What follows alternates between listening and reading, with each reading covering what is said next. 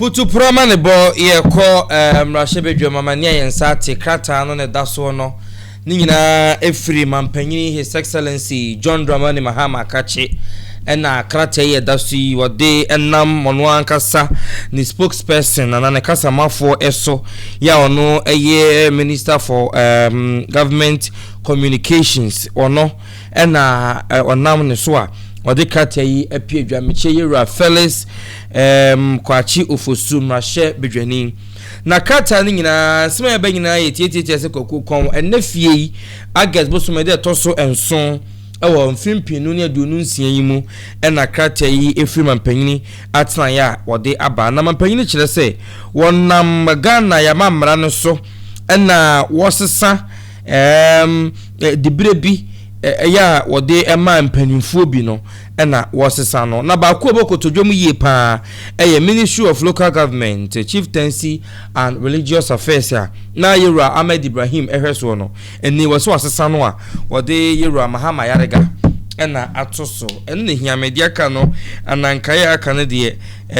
enfantu baabi na media meka santesem na santesem hiame na nananom eho hiame na santempum to ne nkoso ne kyekireye enne ni bibia eho ntansa no ekwa na mepese misom de bo mebunti no ena meda so amete anum sei yenkwai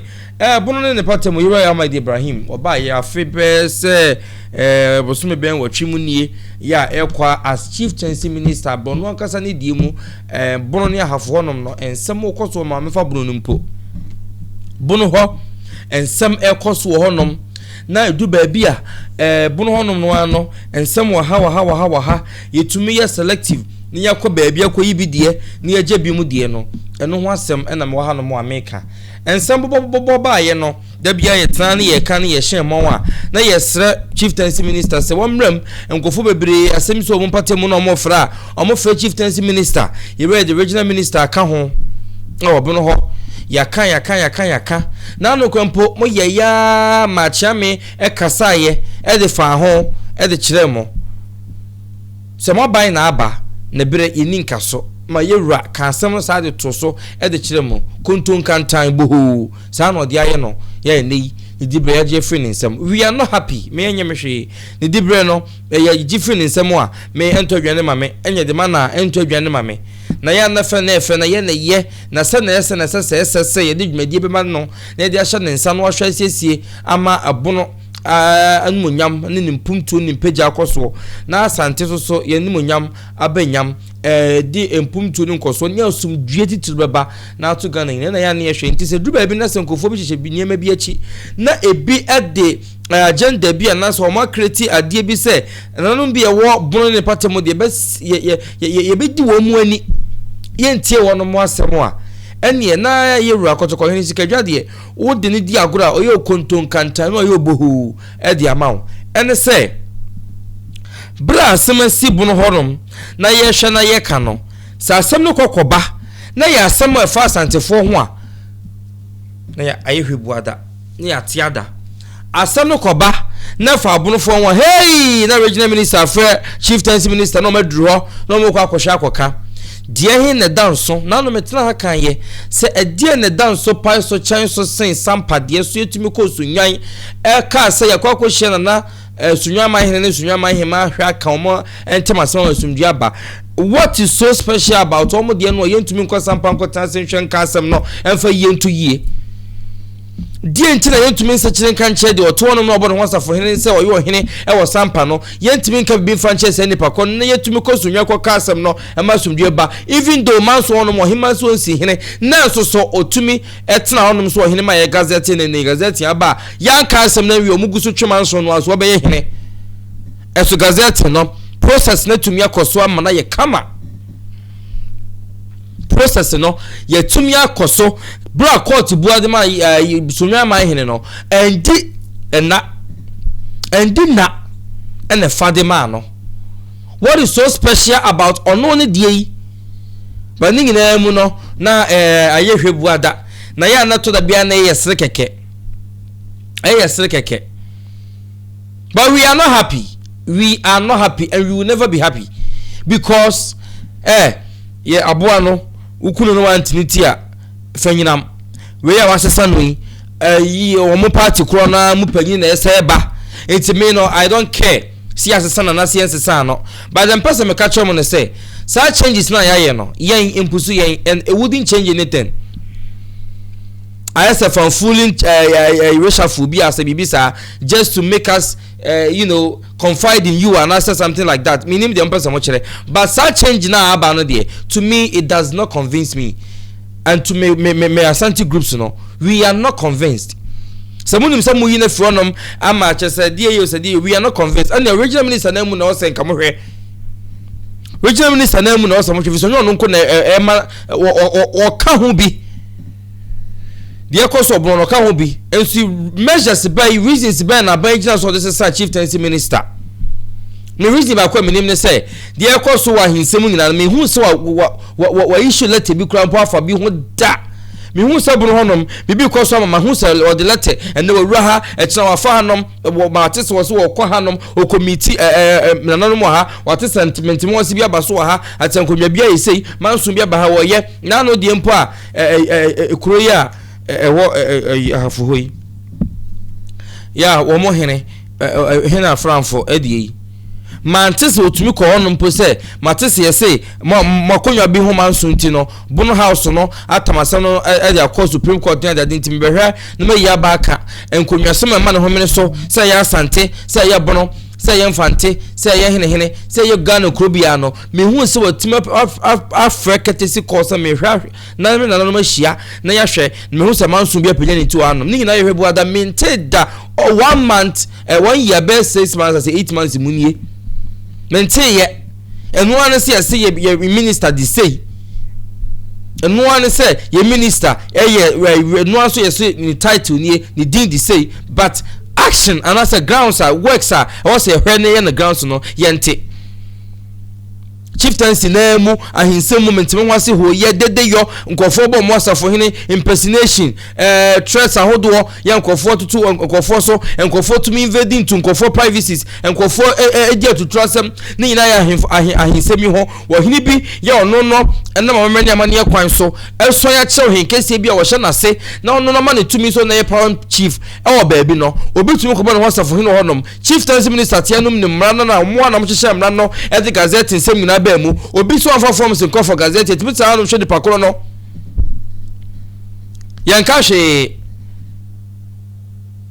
and people were in this I'm talking about Sabanyofo. I'm not here for any party me nya party bi ntinam te ha but se si ana de say that before the nam ho apaso the nam ho apaso se si the number also se ana yeka what are they doing Asante anum de na ha de se nya mo na mo de mo ni be rewere mu a Asante ha we are not burdening the court with issues and the chieftaincy matters. Debi fise kotoko hene ni nyansa ni hunu mu na botre ene ne ntobo ase ne de nyamia kro na duru ne nyansa trase na mahi na bempofo tena asema ekọ dwaso na yanto nyina na bato e wokotoko hene ni mo kada no to so wa wi asaso ndue ba so be hu nkofuo bi nye na mase rewremu jesa konye bi obono na sa hafo na nkoto ho obenyo bi rewremu no fafa nsu ate de ba ye hu bi kofo afasi wo mai so nsi hini to hini wo ho enso hye ho chieftaincy ministry no ha wo mteye regional ministers ahodo hanom wo mu hunu bi as a regional minister tanye ma we nyina ahye wase yante bibia amfa ho enti change na ya na afoforo aba ne de ensesa hwe ensahwe de waba no the same thing na party no ehye ne se wonye no the same thing na obeye. But I hope say need dear way there he will be a man of his words. Obey the amamran constitution and that's a promise or promise you know obey adwuma no. Emfa one party influence external influence be without fear or intimidation be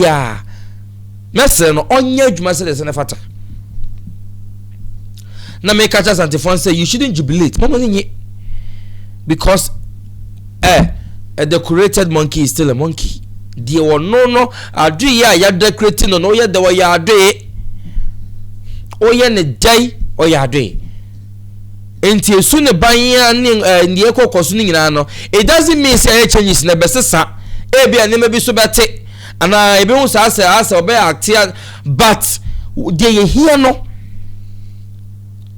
silence a wasan kophobia sabi say fi na Gyafla nkrofo afam say fi samodua nkrofo afam ne nkrofo to trosam ne jimi bi omuji wono na wo braso say mamra ne omudi na ye clear omu fi honom edim mra no tia wo mo no ye hia do be yes ade ne dia mayen ye hia regional minister say obeye sa wonye sa no a say regional minister ne mom ne hia sa mampanyini ono na ye hwehwe no enya chieftaincy no chieftaincy kwa maka so no won shoda nimu wo how nimu sa ne kura ni da hon ma de to nchen de oye hia no so obehwe na waye na wonye na sisi sa no wonye ono a chieftaincy no de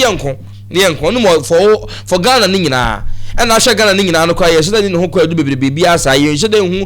bibi ayire so apa so achen so wan tumi ankon ye wo sesa no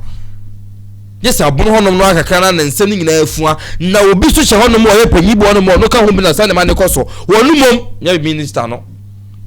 nya chieftaincy na yenka no kranche danfo mun se danfo agro minister na mu na sem no ne ho ohia futuo muntu ne fo mun che no kwan yie on to me nya de senefata mo mani mfiri ho mon sesa no mafo from la Sampahene candidate, so he acts according to the instructions given to him by another Sampahene, because ono en lawyer ono so can be boy and ono ba ye, and definitely the another Sampahene can no woti another Sampahene ebu edi ye can say bro so in terms of politics, you know, or no, do become no,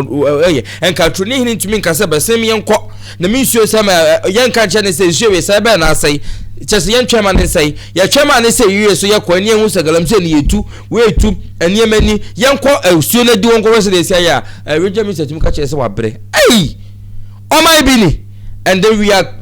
arresting innocent souls. Say, I come here, I say, on social media, we are arresting people. Meanwhile, there are people that are more, they're more, you know, a criminal's cry. Oko tuni pano, abai so to so abai boka, tuana ye must foka, and near my abai go kwem ka ye bogalam say fighting ho. Na yamia ya do no hini bi so no eboa me akwa. Regional minister to me catch and say, wa bre. Say no cross the videos na about tell the typical just wa bre. Now you come back and tell us say, oh fight galam say ntwemu woni mu. E excavator begu yachi, e twa de akere yen. Ye P2 for nkora, class 2 for nyankola pa chaw. Yen nyankola. So this is the change abusuan for Abba, and the change will not change anything unless say dear ade no fa ne ho no ankasa wo share chiri no mum na oso firi ho.